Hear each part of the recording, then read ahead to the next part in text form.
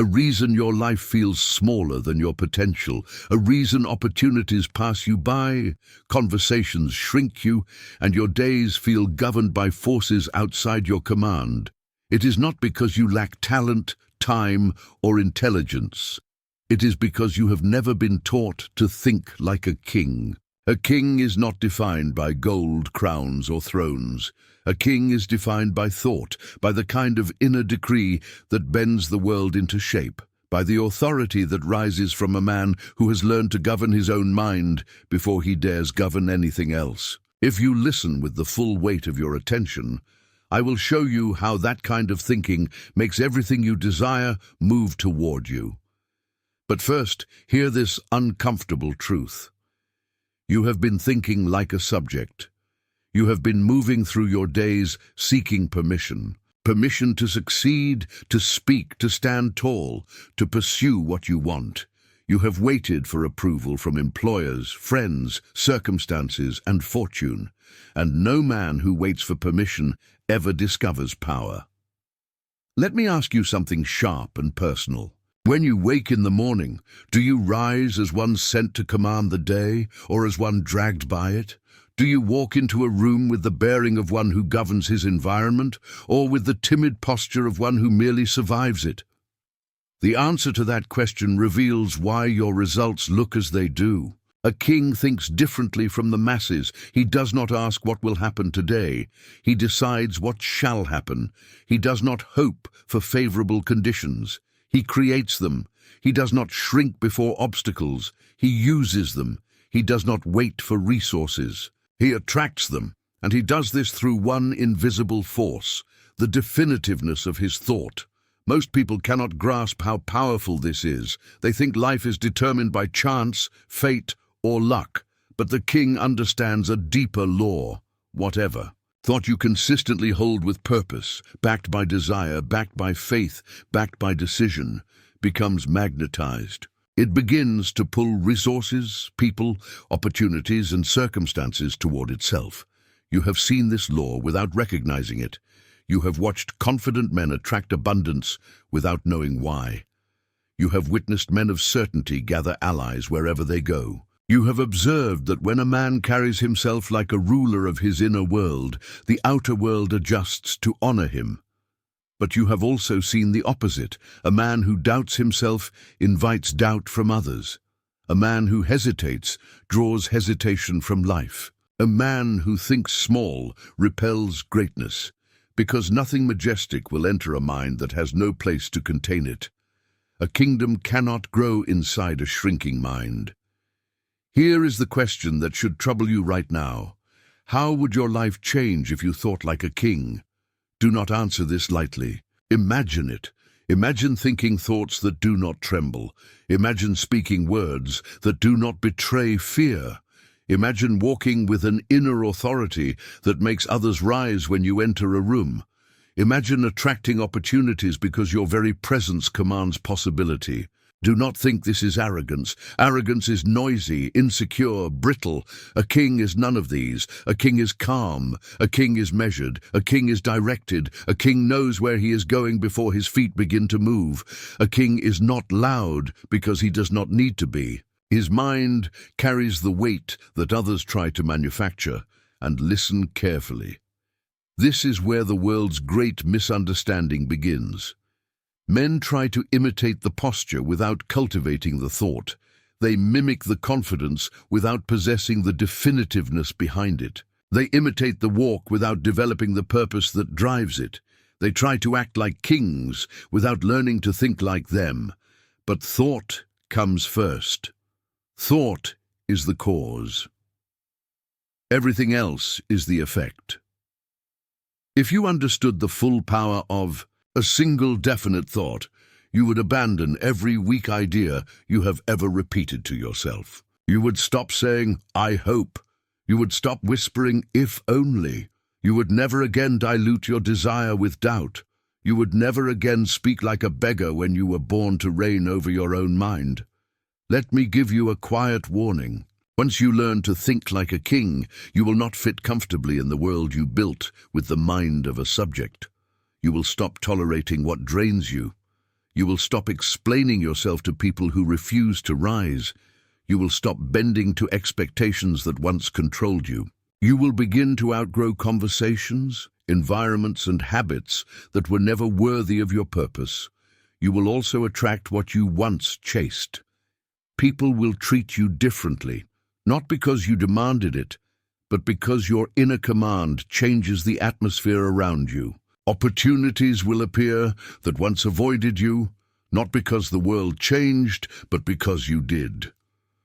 Prosperity will come nearer, not because it finally noticed you, but because your thought became definite enough to draw it. The world has always obeyed the mind that knows its own authority. Think of the men who reshaped history. Not one of them waited for permission to think boldly. Not one asked the crowd whether his vision was acceptable. Not one trembled before the doubts of lesser minds. They held their purpose like a scepter. And the world, slowly at first, then suddenly bowed to that purpose. Now hear this and let it unsettle you. You were born with the same inner court, the same mental throne, the same capacity for dominion over your thought that they used. You simply have not used it. You have allowed fear to sit where faith should reign. You have permitted indecision to occupy the throne, meant for definitiveness. You have let circumstances dictate what only your mind should govern. A king cannot be ruled by doubt.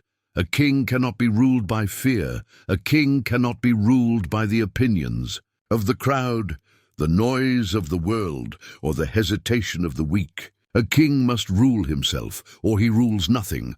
And so I ask you again with greater urgency, what would change in your life if you thought like a king? What would happen if you approached your goals with authority? What would shift if you treated your desire like a decree? What would align if you disciplined your mind as a ruler disciplines his kingdom? Do not enter another day thinking like a subject. Begin in this moment to think like one who commands, one who decides, one who creates, one who attracts, one who governs his inner world so completely that the outer world follows. Everything you desire is already moving. It is waiting for a master, not a petitioner. It is waiting for a king. And when you think like a king, you attract everything worthy of one. I have seen many such exiled kings. They wear fine garments, yet their eyes betray defeat. Their palaces are cluttered with fear and hesitation. In their minds, the royal court is noisy. Doubt quarrels with desire, criticism mocks ambition, and faith sits silent in a corner awaiting recall. And because no firm decree is spoken, confusion reigns as sovereign. Understand this truth. The throne of the mind cannot remain empty. If the rightful ruler fails to sit upon it, impostors will. When decision sleeps, fear rules. When purpose weakens, circumstance seizes command. Every day you delay in asserting authority, you allow the common rabble of worry, memory, and gossip to occupy your court and waste your treasure. There once lived a young clerk who believed his duty was to obey. He waited for orders, praised caution, and earned just enough to remain ordinary. But one morning, in the midst of his routine, a realization struck him with the force of revelation. No one was coming to crown him but himself. He resolved that day to think his own thought, to decree his own future, and to govern his own destiny.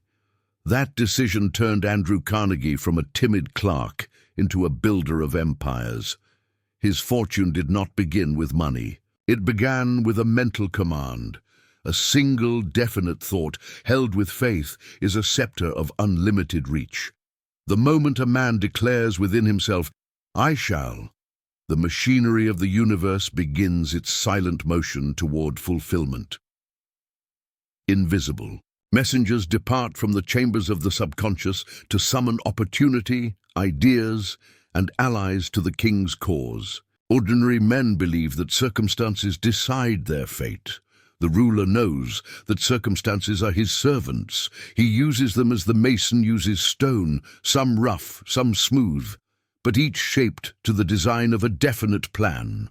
When adversity appears, he does not curse it. He commands it to serve a higher pattern. The strength of every kingdom lies not in comfort, but in obedience to law. And the first law is this: thought precedes all manifestation. Picture the mind of a subject and the mind of a king. In the subject's court, every rumor is believed. Every fear gains audience, and every passing opinion influences policy. In the king's court, silence governs until reason speaks. Emotion enters only by permission, and doubt is banished as a traitor. The difference is not in intelligence, but in inner order. Therefore, establish order in your own dominion. Begin by recognizing thought as your royal scepter. Each idea you entertain is an edict to unseen powers. You may not see the army it commands, yet its march is certain. Desire is the trumpet that announces intention. Faith is the legion that carries it forward. Decision is the seal that authenticates it. Together they form the three pillars of kingship within the mind. Desire is the spark of creation, the cry of life demanding expansion. Faith is the confidence that one's decree is lawful and shall be enforced. Decision is the act by which the decree becomes binding. Without decision, desire is a beggar. Without faith, decision is an empty threat. Unite all three, and you hold dominion over circumstance itself. Consider again the young Carnegie at the turning point of his destiny. He possessed no wealth, yet he commanded himself with royal certainty. Each day he reaffirmed his decision to rise. He studied men who built where others feared to begin. He replaced the thought, "I cannot," with "I will learn." That single change of speech altered the course of his fortune. When the mind changes language, the world changes obedience. You too issue decrees daily, often without awareness. When you say, "I am tired," you summon fatigue. When you declare, "Nothing ever works for me," you command failure to report. But when you speak with definitiveness, "This task shall succeed, for I have decided it shall," you awaken hidden forces that rally to your banner. Life responds to your conviction, not to your complaint. Remember always that faith is the army that enforces the king's decree. It is loyal, tireless, and undefeatable. Yet, it requires leadership. Doubt is the rebel general who plots insurrection within your gates. Permit him to whisper long enough, and faith will falter. Therefore issue this daily command: I sit again upon the throne of my mind. I rule my thoughts as a king rules his. At court, I permit no traitor called fear to whisper treason. Speak these words until they become tone and posture. Let them accompany you into the day like a guard of honor. The repetition of a royal decree builds habit. Habit builds character. Character builds destiny. Every repetition engraves the law deeper into the tablets of the subconscious until obedience becomes automatic. Guard your mental fortress as you would the gates of a city under siege. The wealth within is your power of thought. Each fear you entertain is an open gate to plunder. Each doubt you harbor is a spy in your counsel. Be vigilant. Let no rumor of defeat cross your walls. If adversity hammers at the door, receive it as an envoy bearing hidden treasure. For within every difficulty lies a resource awaiting command. Observe how the man of faith moves through life. He does not wait to feel certain. He decides to be certain. He does not consult the weather of public opinion. He consults the compass of purpose. When obstacles arise, he does not surrender authority to them. He reissues his decree with greater emphasis. Such a man seems favored by fortune, yet fortune merely answers his tone of command. I have known many who prayed for success while speaking defeat. Their words nullified their faith as surely as conflicting orders confound an army. The king does not issue contradictory decrees. He speaks once with clarity and allows time and law to execute the order. The subject changes his wish with every mood and wonders why the world ignores him. Understand this sacred correspondence. Every definite thought you hold is a messenger traveling through the invisible toward its physical counterpart. If you change the message mid-journey, confusion returns instead of fulfillment. Therefore, be deliberate, think slowly, decide firmly, and stand by your decision until it bears fruit. Faith does not require haste, it requires consistency. The seed planted today will ripen in its appointed season if you protect it from the weeds of doubt. The farmer who digs up his seed each morning to see if it grows destroys it by impatience. The ruler who changes decree before it is carried out weakens the respect of his subjects. So it is with the mind. Acknowledge the grandeur of this simple truth. Within your own thought dwells the same power that moves stars, builds empires, and heals nations. Infinite intelligence works through the mind that believes itself capable of command. To think as a king is not vanity. It is obedience to the divine order that made man in the image of the Creator. When you forget this, life appears cruel. When you remember it, even misfortune becomes material for greatness. For nothing that enters the consciousness of a self-ruled mind can harm it. All things must serve its design. The king uses defeat to forge strength, just as the smith uses fire to shape iron. Pause now and consider the present condition of your own realm. Are your thoughts loyal, or have they deserted to the enemy camp of fear? Do you command your emotions, or do they riot through your streets unchecked? The inventory of your inner kingdom will reveal the cause of every outer circumstance. 2. Change the world, begin with the throne room. Henceforth, let this be your vow of restoration. I recall myself to dominion. I am the rightful ruler of my mind. I decree order where there was confusion, faith where there was fear, decision where there was doubt. My thoughts obey me, and through them, life obeys me. Repeat it until your voice and heart agree. For until a man reclaims rulership over his thought, his life will remain ruled by accident. Once he returns to the throne, destiny kneels before him. Every kingdom is governed by law, and the greatest of all laws is that command shapes creation. The difference between the ruler and the servant is not the measure of their intelligence, but the manner of their speech within the mind. The servant thinks and questions, the ruler decrees. The servant asks life to decide, the ruler decides for life.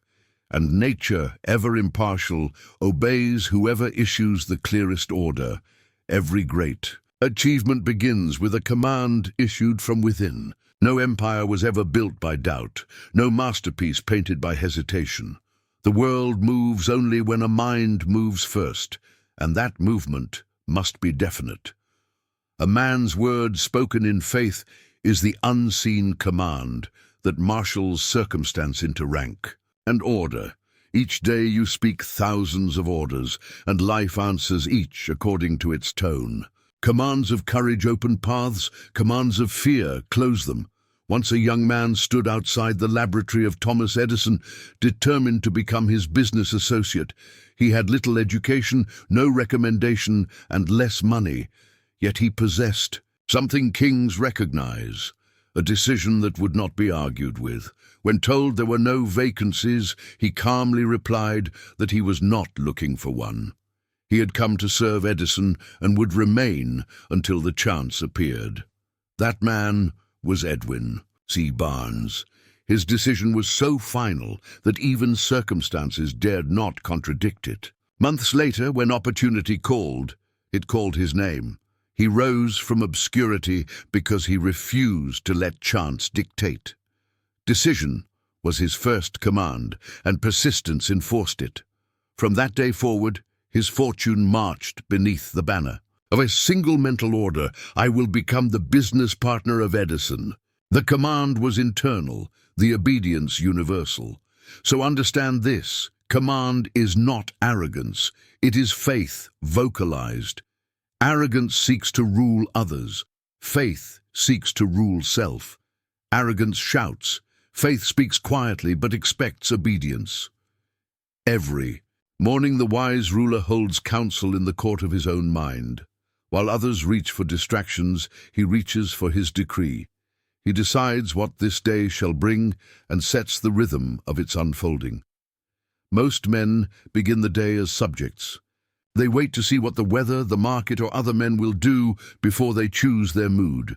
The king begins his day as sovereign. He issues orders to his mind. Be calm, be industrious, expect good, speak only purpose. He shapes the mental climate before events arise. Because he commands himself, nothing external can command him. The power called autosuggestion is nothing less than royal speech addressed to one's own subconscious. It is the daily law-giving of the inner throne. To utter words without belief is mere muttering, but to speak with faith is to write upon the tablets of destiny. The subconscious never argues, it executes. Whatever law you inscribe upon it, it will enforce, whether for triumph or for ruin.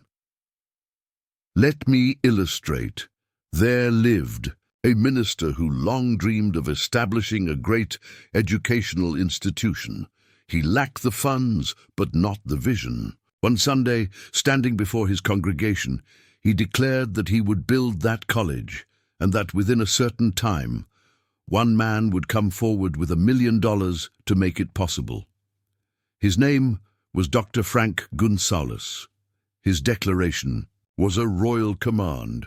Within days, a philanthropist offered the exact sum. His word spoken in faith became law in action.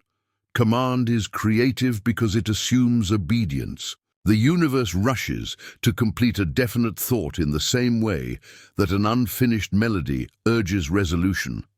Speak, said the ancient teachers, and it shall be done.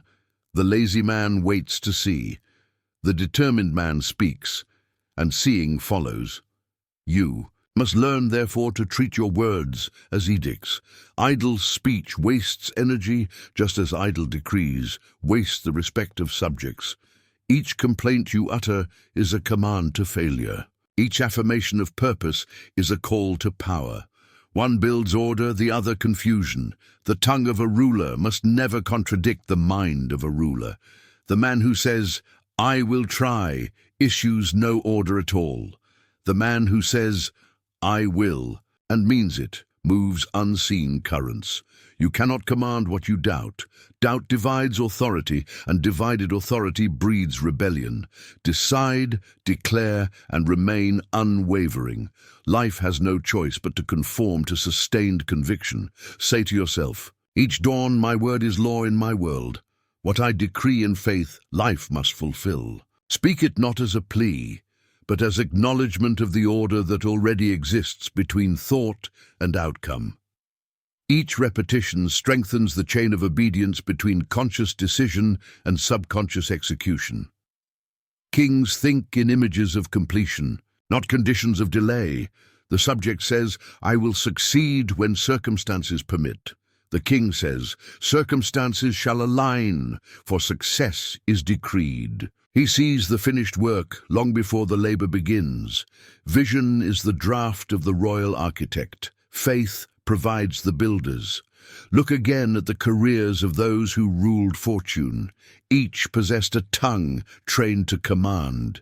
When Edison conceived the phonograph, he did not petition chance. He announced an intention. When Ford conceived the motor for the common man, he did not wait for permission from experts. He declared its inevitability. Their inventions were physical echoes of mental decrees. To command is to live by cause, not by effect. It is to occupy the center of decision instead of the circumference of reaction. The man who waits to be moved will always be moved by others. The man who commands himself moves all others indirectly. A single definite order from within outvalues 100 good opinions from without. Begin practicing the art of royal command. Speak with precision. Remove from your language the phrases of weakness. "I hope," "I wish," "I'll try." Replace them with "I will," "I choose," "I decide." Let your speech mirror the discipline of a ruler's edict, clear, final, and calm. Then act upon it as though failure were impossible. For decision followed by action converts words into law.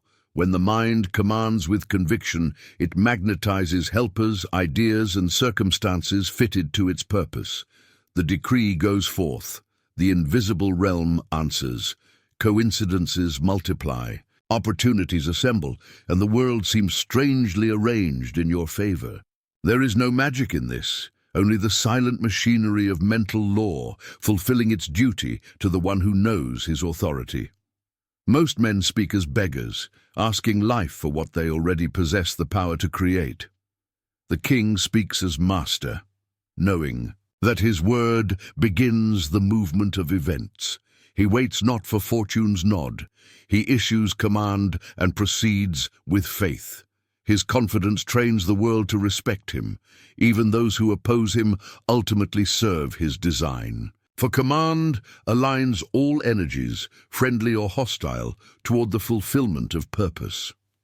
Understand, then, that the true seat of power lies not in possessions or positions, but in the disciplined voice within you.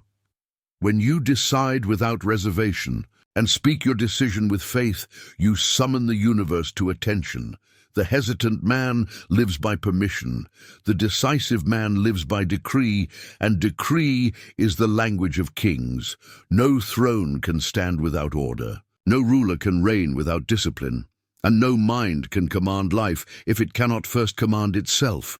The kingdom within you depends upon one law above all others, the law of inner order. Without it, power leaks, faith wavers, and desire becomes scattered like soldiers without a general. A man may have great dreams, bold words, and burning ambition. Yet if his thought lacks discipline, his kingdom falls into rebellion. Indecision, distraction, and self-pity seize the throne. The drifter is not defeated by fate. He is conquered by the confusion within. For the forces of life always obey the mind that is organized and ignore the mind that is divided. A throne without order soon falls to ruin. Just as a mind without discipline collapses under the weight of its own noise. Each unguarded thought, each unchecked emotion, each idle hour is a thief in the treasury of power. You cannot build greatness on the quicksand of unruly thinking. The first duty of the ruler, therefore, is to establish mental guards, habits that protect the kingdom from drift. Every thought repeated becomes a soldier loyal to its source. Repetition is not boredom, it is training. The more often a soldier drills, the more swiftly he obeys. When battle comes, so it is with your mind. Each affirmation, each deliberate thought, each conscious act of focus is an order given and obeyed within. Repetition engraves authority. I once knew a man who set out to build a store where goods would sell for 5 and 10 cents, and the world laughed at him. He was mocked, ridiculed, and warned by experts that such a dream was folly. Yet he persisted. He trained his thought to obey faith instead of fear. That man was F.W. Woolworth. His persistence turned mockery into marvel, and his vision became an empire. Discipline was his crown. The law of habit is the builder of empires. It is neutral, impartial, and eternal. It will serve you or enslave you according to your use of it. The drifter, repeating doubt and delay, builds chains. The disciplined, repeating faith and purpose, builds wings. One is carried downward by hypnotic rhythm, the other upward by the same law used rightly. Habit is the silent mason of destiny. Controlled attention is the royal vigilance that guards this law. It decides which thoughts may enter the palace and which must be banished. Most men allow every wandering idea to cross their gates. They speak of exhaustion and confusion, not realizing that both are the result of uncontrolled mental hospitality. The ruler of thought admits only that which strengthens the realm. A king cannot afford the luxury of distraction. Every idle thought taxes the treasury of power. Those who fritter hours in gossip, complaint, and envy are like rulers who squander gold on jesters. Attention is the purest currency of life. Spend it only upon that which multiplies. To give your focus to what weakens you is treason against your own throne. When Henry Ford demanded that his engineers build a V8 motor in a single casting, they told him it was impossible. Ford's reply was simple: produce it. Months passed, then years, yet he never changed the command. His persistence forced the impossible to yield. His mind did not drift from its order. His attention did not wander from the vision. Such is the discipline of mastery, the refusal to think otherwise once decision is made. Remember this decree: I govern my attention as a king governs gold. I spend it only upon that which multiplies. Let these words become your guard at the gate of thought. Train your attention to return swiftly to purpose whenever it strays. The man who can hold one idea steadily until it manifests possesses power. Greater than armies, persistence is the armor of a ruler. It turns defeat into training, delay into development, and failure into foundation. The timid man withdraws after the first blow. The disciplined man steadies himself and strikes again. With greater understanding, each repetition of effort carves another line of authority upon his mind until victory becomes the only natural outcome. There is a silent law at work in all this, the law of the throne. Whatever you repeatedly think and do becomes permanent. The universe, impartial and precise, engraves your repeated acts into the substance of your character. Think often of poverty, and poverty becomes habitual. Think often of wealth, service, and self-command, and these two solidify into law. Habit is cosmic handwriting. It records every repetition. Therefore, make your repetitions royal. Every morning, recall your definite chief aim. Every night, review the day and forgive no negligence. Demand obedience from your thoughts as you would from soldiers. Reward faith, punish fear by exile. Allow no murmuring counsel of limitation. The throne room of the mind must echo only with the commands of purpose, gratitude, and confidence. Some complain that discipline is tiresome, yet consider the fatigue of failure, the exhaustion of regret, the long sorrow of drift. Compared with these, discipline is ease. It simplifies life by removing alternatives. The king does not debate his own orders. Once given, they are carried out. That same firmness applied to yourself will spare you 1,000 wasted hours. The disciplined mind walks calmly through storm. Its emotions obey its will obeys its purpose obeys its vision. This is the hierarchy of order that makes men powerful. Without it, you are a kingdom divided against itself. With it, you are an empire expanding daily. If confusion or weariness should tempt you, remember Woolworth, Ford, and every man who rose by steady repetition of a single idea. They were not favored, they were faithful. Faithfulness to one purpose builds invisible momentum until even resistance must assist. The law of cosmic habit force bends in favor of him who persists. Let this affirmation close your day. Order rules my mind. Habit obeys my command. My thoughts march in ranks of purpose. My emotions serve, not rule. I am steadfast, calm, and certain. I build through repetition, and repetition builds me. Hold it until your tone carries the quiet authority of conviction. For when the mind becomes a well-disciplined army, under definite leadership, all other kingdoms follow its command. Every kingdom must hold communion with a higher power. No ruler governs alone. Even earthly kings once bowed before heaven to seal their authority. So it is with the mind. Faith is the invisible embassy through which the human will corresponds with infinite intelligence. Without that sacred communication, all commands fall upon deaf ears. With it, every decree carries the seal of divine enforcement. Faith is not belief alone. It is loyalty of the heart to one's vision. The timid man believes when he sees. The ruler believes and then he sees. The subject asks for proof before moving. The king moves and proof follows in procession. Faith is the royal messenger between thought and reality. It carries your command beyond the visible frontier and returns with the obedience of circumstance. There is no mystery in this law. It is as old as creation itself. Every event you call chance is but faith or doubt clothed in circumstance.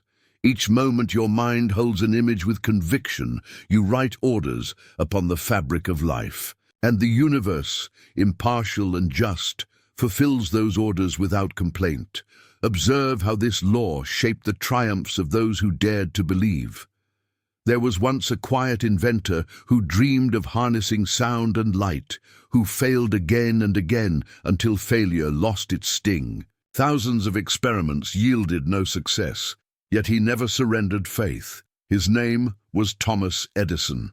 Faith held his mind in correspondence with infinite intelligence until the secret of the incandescent lamp was revealed. What men called discovery was but the answer to unbroken belief. Faith magnetizes, doubt repels. Faith draws toward the thinker everything harmonious with his purpose. Doubt breaks the line of communication and sends confusion instead of fulfillment. Faith is the unseen gravity of the soul. It pulls to itself the substance of thought. The world may mock, but law never mocks. It yields to loyalty.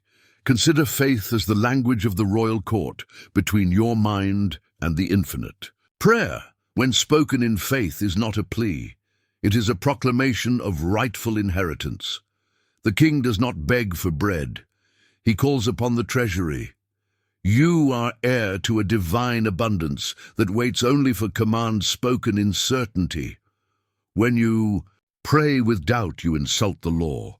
When you speak with assurance, you honor it. I recall a story of one born without hearing whose father refused to accept nature's verdict. Each day he repeated the decree, "My son shall hear." That son, Blair Hill, trained his own mind to believe that hearing was possible. He imagined it, affirmed it, and lived as though it were already true. Through strange circumstance, a device, an idea, an adaptation, his hearing was awakened. Faith wrote the law, and life obeyed. Infinite intelligence, I have said, is loyal to definite faith, but deaf to hesitation. When a man vacillates between belief and fear, the universe receives mixed signals and responds with mixed results. Faith must be definite. It must know its object, its time, its purpose. It must be backed by emotion, for emotion is the music that moves the unseen. A dry command carries no power.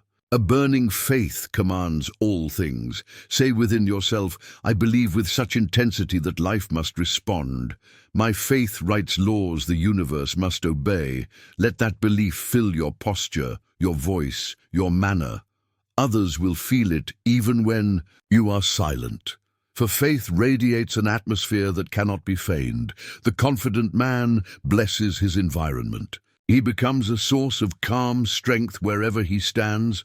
Look how men of faith attract companions and opportunity. When one carries certainty in his bearing, others gather around him unconsciously, seeking leadership, seeking warmth. Confidence teaches the world how to respond. The undecided repel both help and respect, for no one can follow a man who does not know his own direction. The king's faith blesses his people. It steadies every heart within sight of his calm. Faith translates thought into substance, dream into plan, and plan into fact. When you believe in the possibility of your idea until doubt dies of neglect, your faith turns invisible material into visible form. The builder first sees the cathedral within his mind. Faith draws the stone, the worker, the means. Without faith, even skill remains sterile. With it, ignorance becomes inspired genius. Consider also that faith is the foundation of courage. The timid mind sees obstacles as warnings. The faithful mind sees them as assignments. To the unbeliever, a closed door ends the journey. To the man of faith, it marks the next point of entry. Every test becomes testimony once faith endures it. Let us not forget the royal quality of serenity. Faith makes a man calm amid chaos, for he has already issued his decree. He does not argue with delay. He knows law works with precision, not haste. The farmer who plants seed does not dig up the field each day to check growth. He waters, he waits, and he trusts. So too must you tend to your vision with patience. Remember also, fear is the shadow of faith's absence. When fear approaches, do not wrestle it. Replace it. Speak faith where fear speaks failure. Affirm your dominion with conviction. There is no obstacle greater than my decree. There is no delay that faith cannot outlast. The repetition of truth starves falsehood of power. The world has never withheld wealth, love, or success from the faithful. It merely mirrors their belief. Those who see scarcity find it. Those who see abundance attract it. Those who walk in assurance draw allies from unseen corners. Faith is the invisible architect of every fortune ever built. Even enemies serve the man of faith, though they know it not. Their resistance sharpens his power. Their criticism strengthens his resolve. Life itself conspires with faith, testing it only to prove its endurance. The loyal heart cannot be robbed of its reward. To believe when nothing yet appears is to think as a king. The farmer of thought who sows faith will one day reap substance. The doubter lives from evidence to evidence. The believer lives from vision to victory. That is the difference between the subject and the ruler, between drifting and directing, between poverty and prosperity. Let this law be engraved upon your heart. Faith is the royal seal upon every decree of thought. Without it, all commands remain unsigned, all plans unenforced.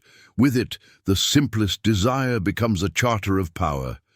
Faith is the bridge between the invisible and the visible, between man and his destiny, between the king and his kingdom. Repeat to yourself with solemn conviction, my faith is my crown. It gleams with certainty. Through it I correspond with the infinite. My decrees are answered because they are spoken in loyalty to law. I do not beg, I believe. I do not doubt, I decide. Therefore, all that I decree in faith becomes fact.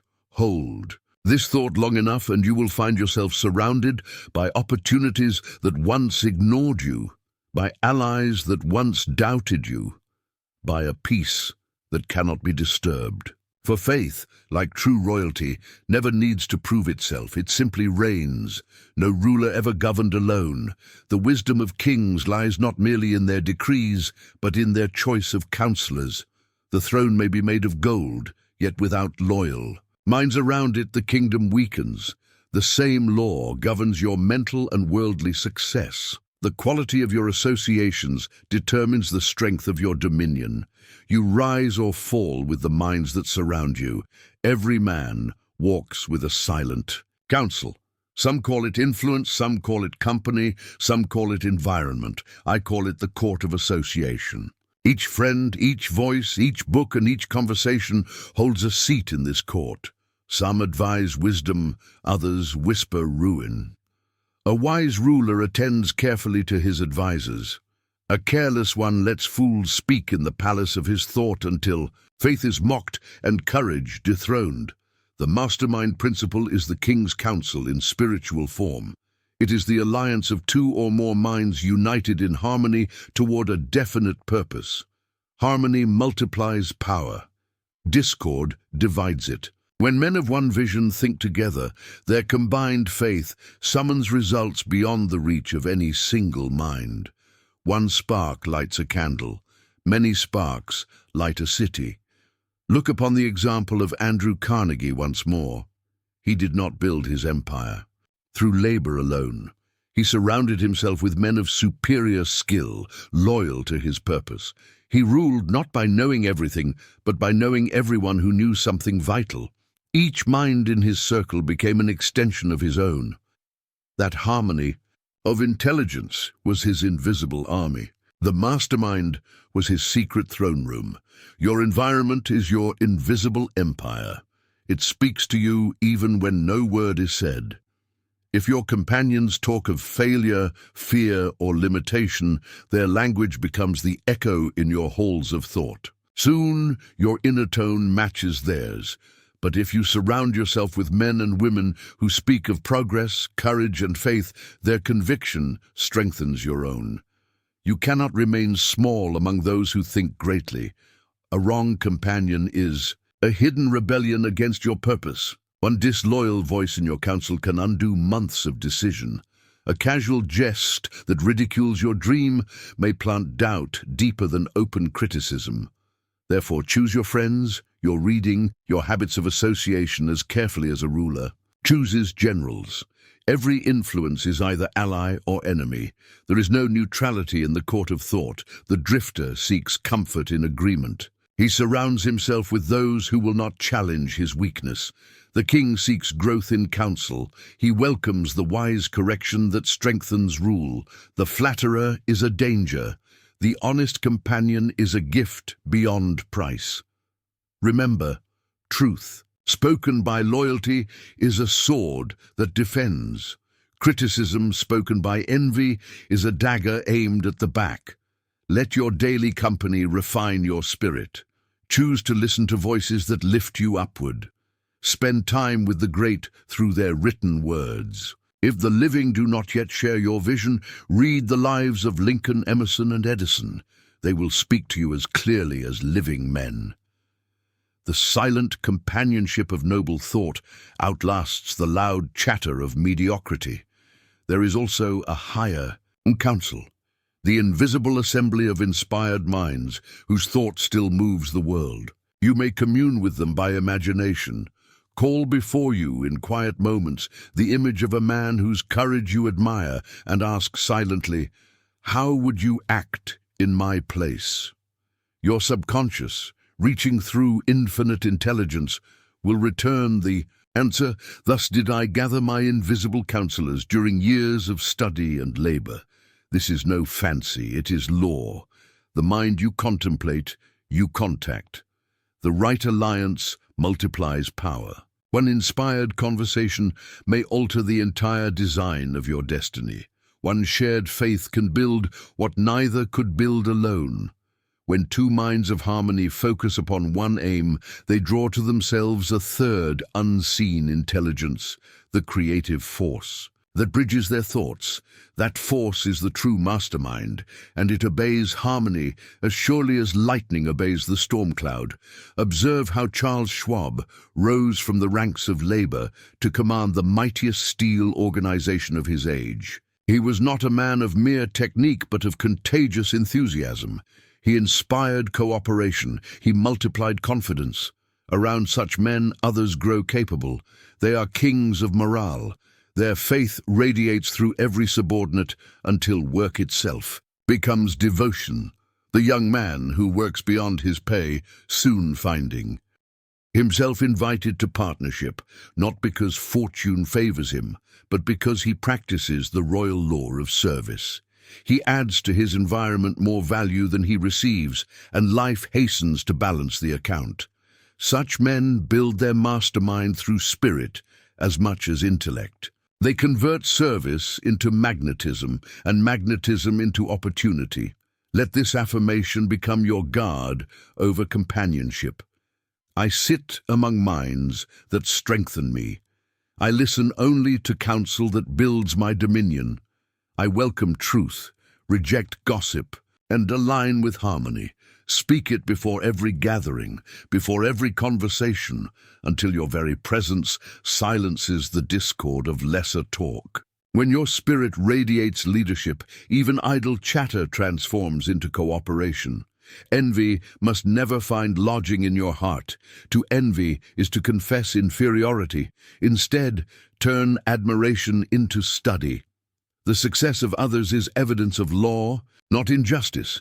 The wise ruler sends observers to the kingdoms of prosperous men, not armies to destroy them.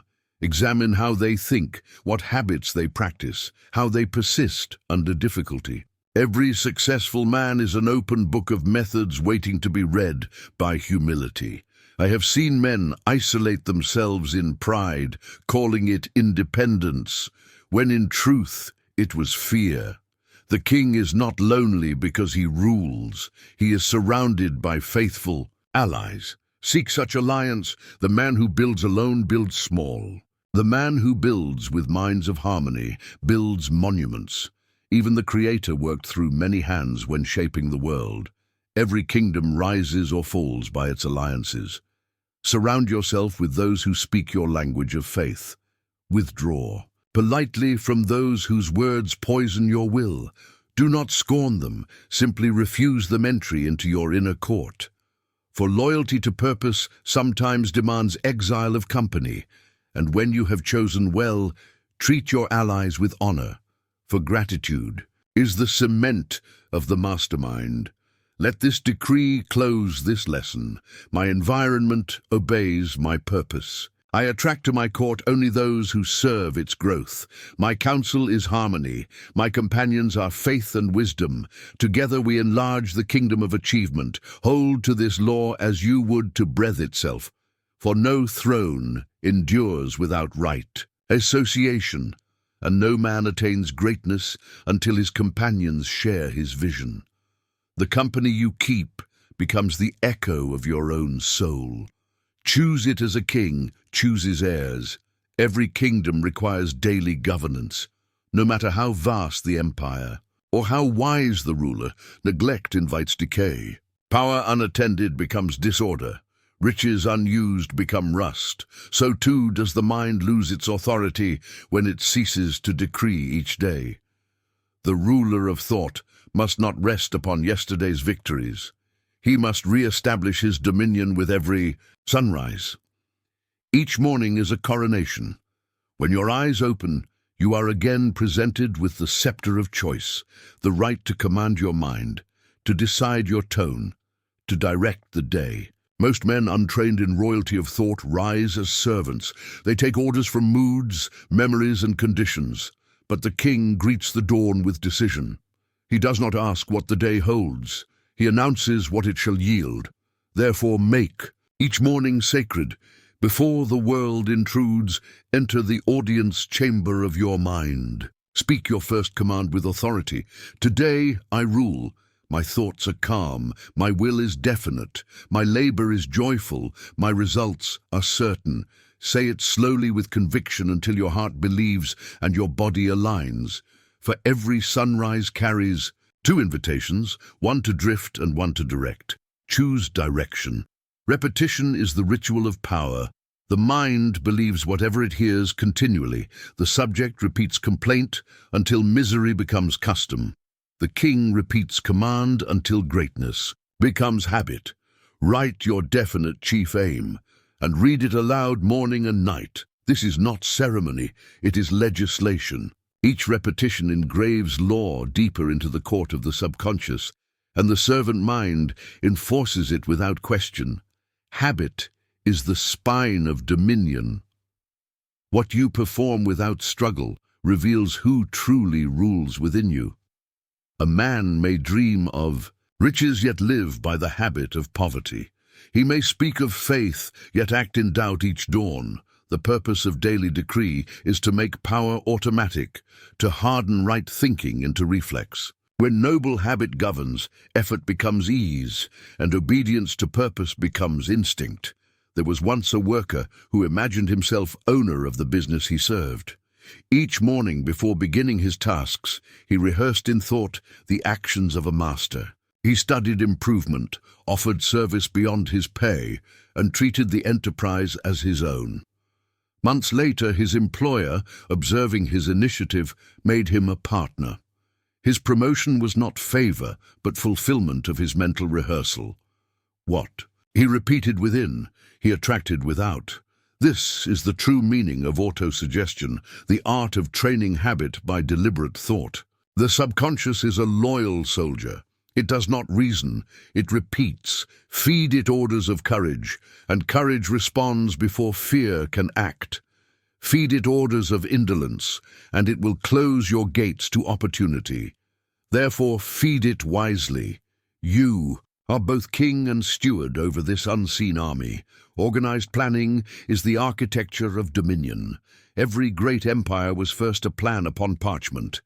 The ruler who rises without a plan soon becomes slave to accidents. Order your days, schedule your duties, review your progress.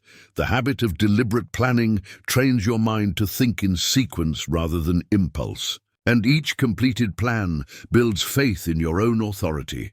To govern time is to govern destiny. Hours are the gold coins of achievement. Spend them with royal care. The subject wastes them on complaint. The king invests them in purpose. Let no idle minute dwell within your palace. Even rest should serve design, refreshment that renews vigor, not indulgence that breeds apathy. Indifference to small duties weakens the mind's authority. Attend to them with the dignity of a ruler who knows that greatness is built from exactness. Say to yourself each morning, each sunrise renews my dominion. I command the day, and the day obeys. When spoken faithfully, this decree transforms the ordinary 24 hours into a workshop of miracles. People will call you fortunate, not seeing the inner ceremony that directs every outward result. But you will know that fortune is only discipline in royal attire. Persistence is the foundation of daily command. The kingdom is not built by one proclamation, but by 10,000 acts of obedience to a single vision. Every repetition of effort reinforces the pattern of power. Defeat, delay, or discouragement are but temporary weather across the same field of law. Keep issuing orders even when no result appears. The soldier who halts mid-battle invites the enemy's return. The man who persists compels surrender. Consider the words of Dr. Frank Crane. Habit builds the man. Each act is a stone, each repetition, the mortar. The walls of your character rise invisibly with every faithful command. When you speak your aim morning and night, when you align deed with decree, you add another course to the fortress of destiny. The day will come when you act, rightly without thought. When success occurs as naturally as breath, then you will understand that habit is the greatest of allies. The subconscious mind, obedient yet literal, takes every decree as truth. Tell it, I am weary, and it releases weariness. Tell it, I am strong, and strength rallies from hidden reserves. Tell it I prosper, and it sets unseen causes in motion. It is the faithful executive of your royal will. Therefore never jest with limitation. Every word you speak is a soldier dispatched. Send only those who fight for you. Keep before you the example of Henry Ford. He planned his enterprises like a general plans campaigns. Each part of his day had purpose. His imagination was the counsel, his decision the order, his persistence the enforcement. Even the impossible yielded to him because he made habit of definitiveness. Where others reacted to events, he created them by routine so strong that failure could not intrude. When planning your day, remember that ceremony maintains authority. Rise at a fixed hour.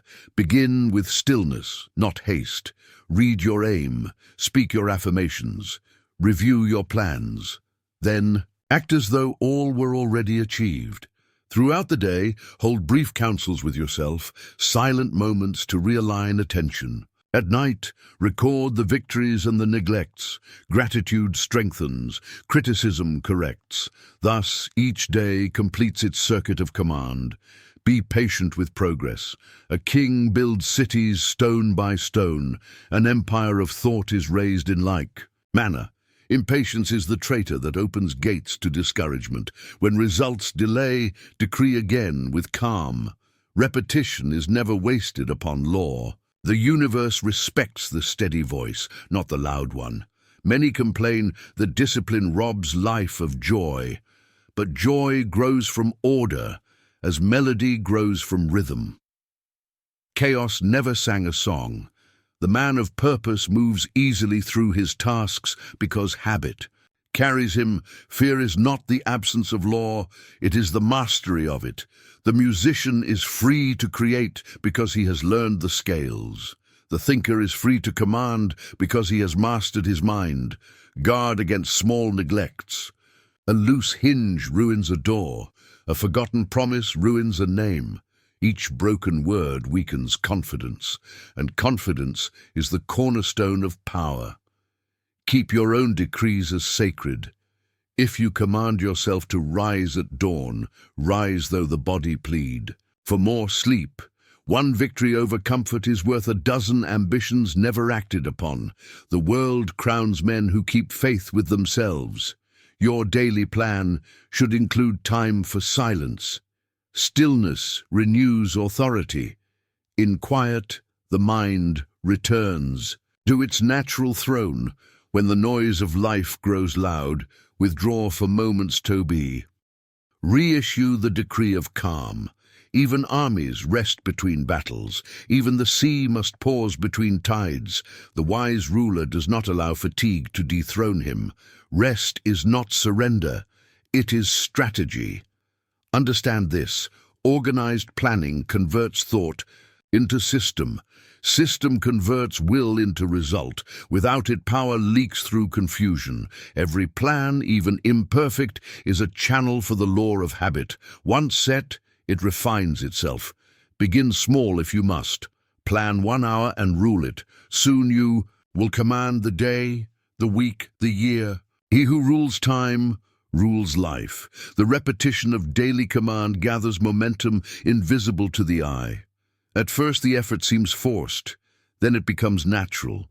Finally, it becomes effortless. This is the coronation of habit, the moment when right. Action no longer requires decision. The man who has reached this stage walks in quiet power. Others call him disciplined. He feels only ease, for the law works through him. There is a secret joy in mastery, to look upon your life and see order. Where once was confusion, confidence where once was fear, purpose where once was drift. This is true wealth. It cannot be stolen or diminished. It radiates from within and attracts all outer prosperity. Riches, recognition, and influence come as loyal subjects to the king who governs himself daily. End each evening with gratitude. Review your progress not to condemn, but to strengthen. Thank life for obedience to law. Thank faith for endurance. Thank habit for loyalty. Gratitude seals the day's decree. Tomorrow will bow more easily before a thankful mind. Repeat before sleep this royal affirmation. Order rules my hours. Habit serves my will. Each sunrise renews my crown. I build steadily. I act faithfully. I rest peacefully. My dominion grows. With every repetition of right, say it until slumber answers, and the subconscious continues the work while you rest. For the kingdom of mind never sleeps. It merely changes guard from conscious to unconscious. The night watch enforces the day's decree. Remember always, whoever masters his hours masters his fate. Daily order is the visible proof of inward sovereignty. Life itself bends to the rhythm of your repeated command.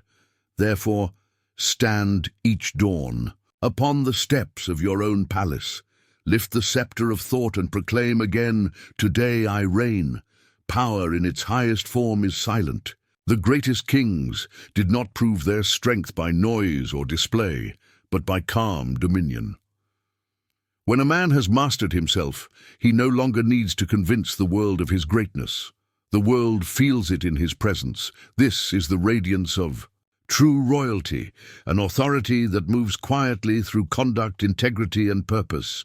It is the crown that no goldsmith can forge, the one life itself bestows upon those who rule in harmony with moral law. You have learned that thought governs condition, that faith commands law, that discipline sustains power, and that association multiplies it.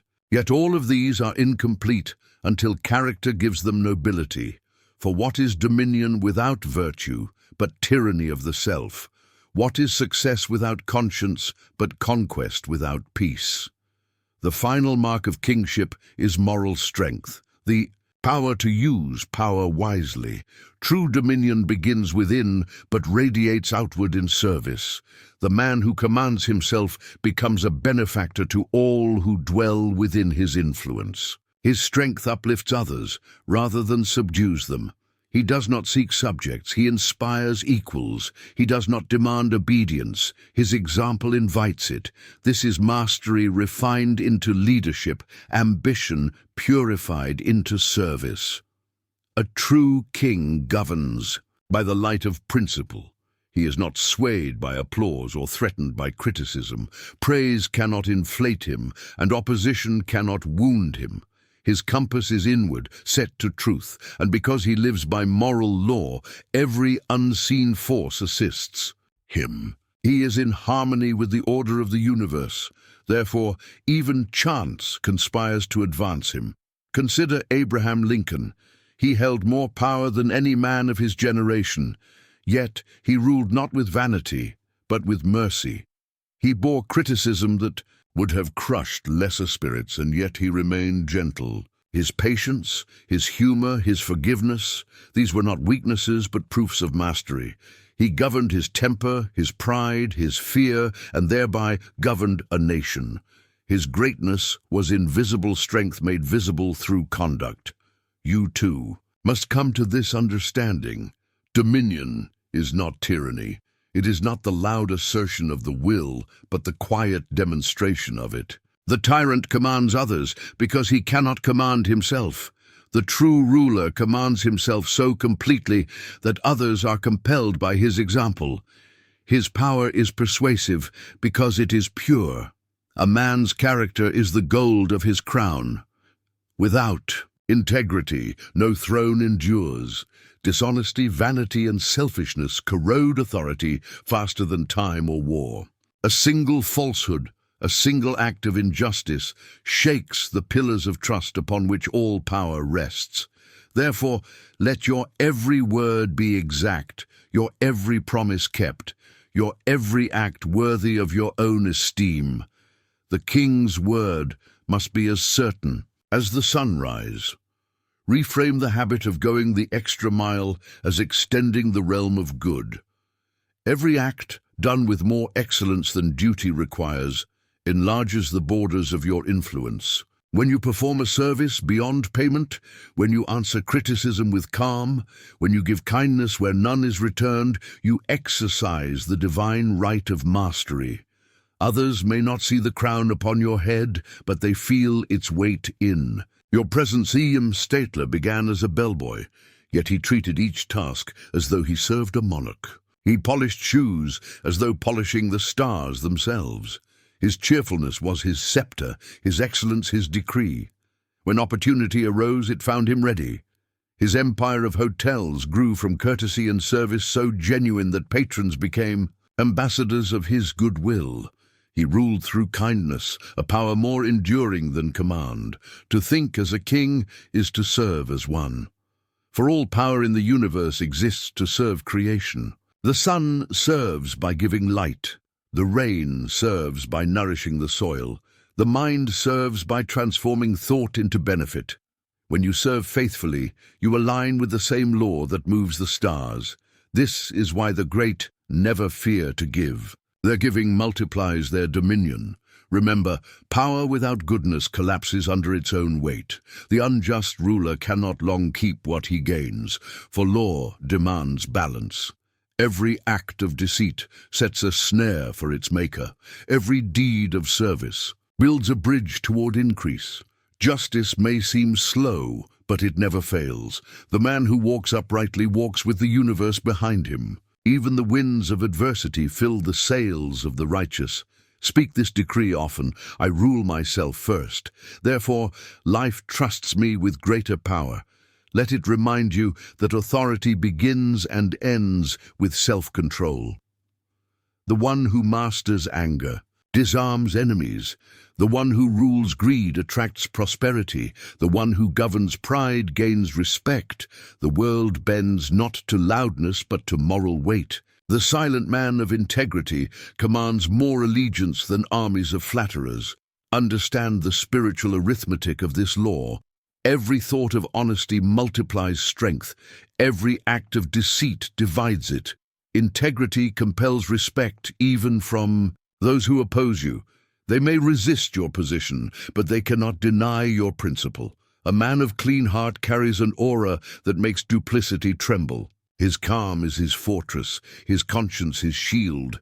When you live by moral law, even enemies become instruments of advancement. The critic spreads your name, the rival refines your skill, the traitor tests your vigilance. Each challenge is a servant in disguise. The universe wastes nothing. It turns even resistance into resource for him who stands steadfast. So hold no resentment. Bitterness binds, forgiveness frees. The generous heart moves faster because it carries no weight. The king's peace is his greatest treasure. No crown of jewels can equal it, for peace is the evidence of complete dominion. It is the calm certainty that nothing external can disturb what is governed within. This peace does not come from lack of trouble, but from mastery over it. You will know you have reached true kingship when events that once provoked anxiety now stir only curiosity. That serenity is the echo of power. Let your daily bearing reveal this peace. Walk with measured pace. Speak with quiet confidence. Listen with full attention. Such composure is not mere posture, it is magnetism. People are drawn to the one who does not hurry, who is untroubled by noise, who radiates certainty. Even silence carries command when it issues from self-possession. The restless mind speaks to be heard. The master speaks only to accomplish. As you ascend in self-mastery, prosperity follows naturally.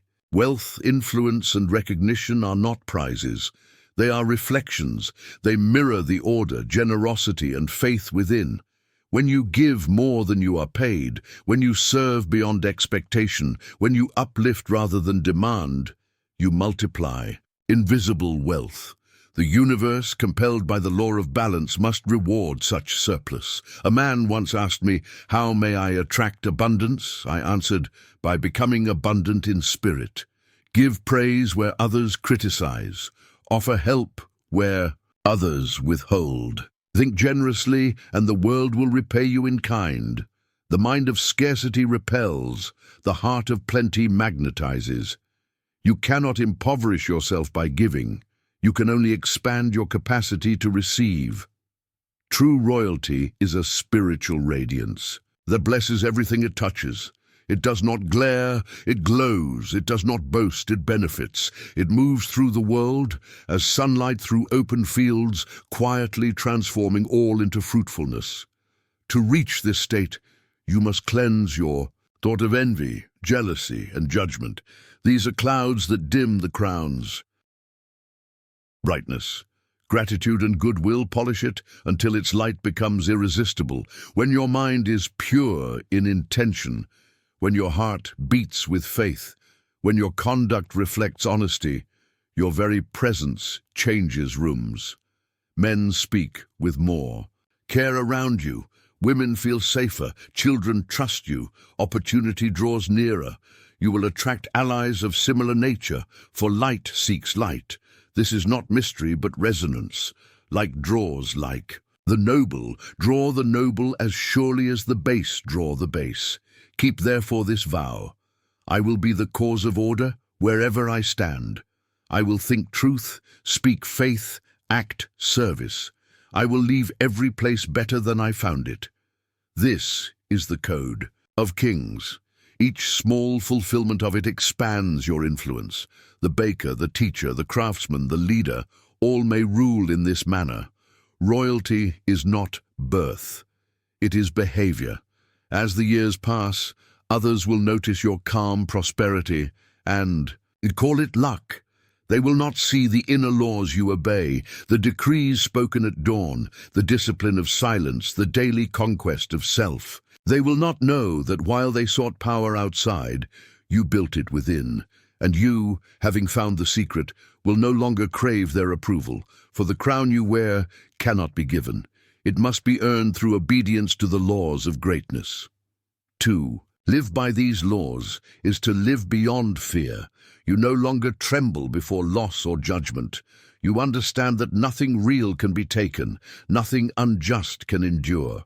Your peace becomes unshakable because it rests upon principle, not possession.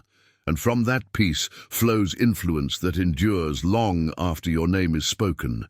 This is immortality of the noble kind, the continuance of good through example. Let this final decree seal your kingship. I now think as a king. I command my thought, I govern my emotion, I rule my time, I bless my world. Therefore life crowns me with all that is royal. Repeat it until its rhythm becomes your heartbeat. Say it until your actions echo it, your tone carries it, your destiny proves it. The world has always obeyed the mind that knows its own authority. It will obey yours when your faith equals your purpose. The path of mastery is never truly finished. Each dawn calls you to a higher throne. Each challenge tests the strength of your crown. But know this, once you have learned to govern yourself, you need never fear the rule of any other. For the man who reigns within reigns everywhere. You were born for this dominion.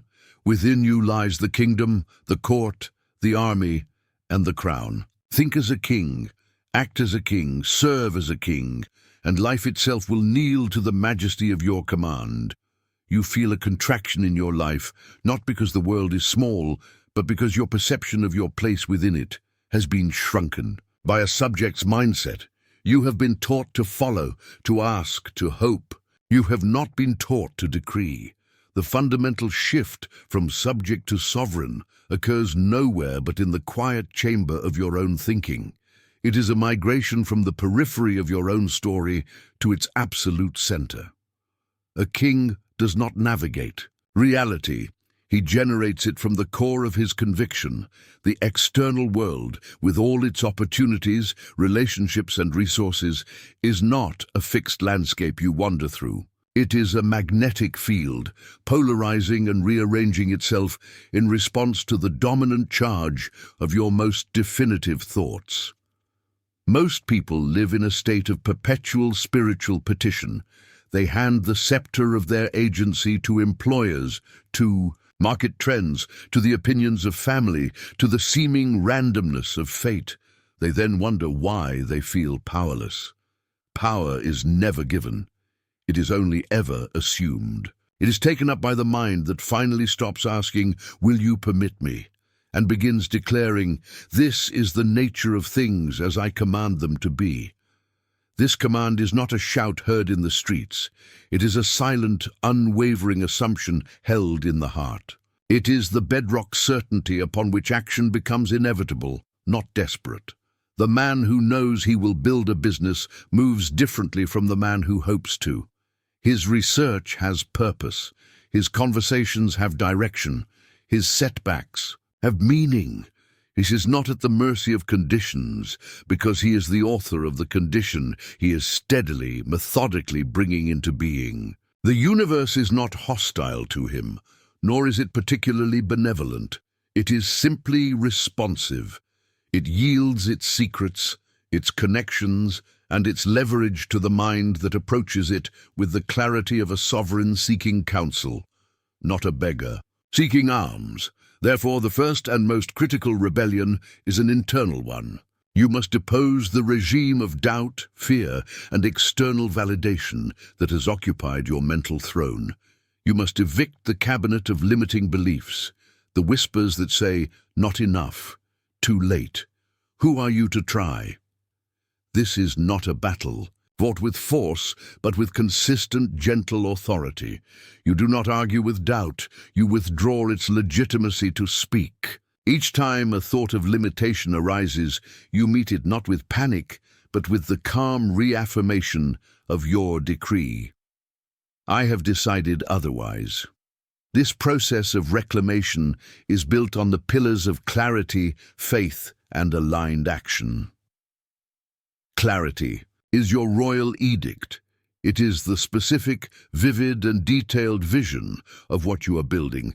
It cannot be vague. "I want to be successful" is the plea of a subject.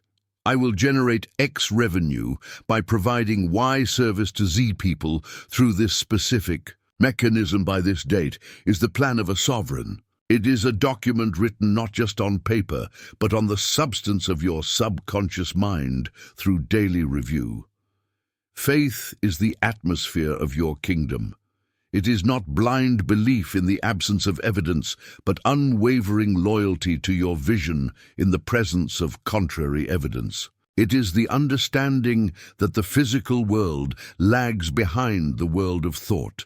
The builder sees the cathedral in his mind long before the first stone is laid. Faith is the emotional and mental energy that holds that finished image in place, making it a magnet. When you truly believe in the reality of your vision, your nervous system calms, your actions cease to be frantic and become purposeful. You stop chasing and start attracting because your very being radiates the signal that what you seek already exists in the realm of cause and is simply journeying to you in the realm of effect. Aligned action is the enforcement of your decree. It is the disciplined daily movement that makes your faith tangible. A king does not decree prosperity and then stay in bed. He rises and governs. He makes the decisions, has the conversations, builds the skills, and performs the labor that his kingdom requires. This action is not stressful striving. It is the natural expression of a mind that knows where it is going. It is motion with purpose, where every task, no matter how small, is infused with the significance of the larger vision. This is how momentum is built, not by occasional leaps, but by the relentless, steady pressure of daily duty performed with royal intent. As you undertake this internal reign, a profound exterior transformation begins. You will find that you no longer fit in the old spaces. Conversations centered on complaint and limitation will feel corrosive to your spirit, and you will naturally withdraw from them. You will become impatient with gossip, drama, and idle distraction, not from a place of judgment, but from a deepening awareness that your attention is the most precious currency you possess. You will begin to guard it as a king guards his treasury. Simultaneously, you will attract new alliances. People who are building, creating, and thinking in terms of possibilities will recognize the frequency of your conviction and be drawn to it. Opportunities that once seemed opaque or locked away will begin to appear, not as miraculous gifts, but as logical next steps in the path you are consciously forging. The world has a way of obeying the mind that knows its own destination. This is the essence of thinking like a king. It is the ultimate assumption of responsibility. It is the decision that your life, its quality, its direction, and its impact are not the products of lottery, but the outcomes of your sovereign will, faithfully executed. It is understanding that the throne has always been there, within you, waiting. The crown has always been your birthright, gathering dust in the attic of your potential. Today, you ascend, not with fanfare, but with a quiet, irrevocable decision in the stillness of your own mind. You recall your authority. You issue your decree. You begin to govern the only territory you were ever meant to rule completely, the kingdom of your own thoughts, emotions, and actions. And from that seat of absolute power, you will watch with the calm certainty of a true sovereign as your entire outer world rearranges itself to reflect the authority you have finally claimed.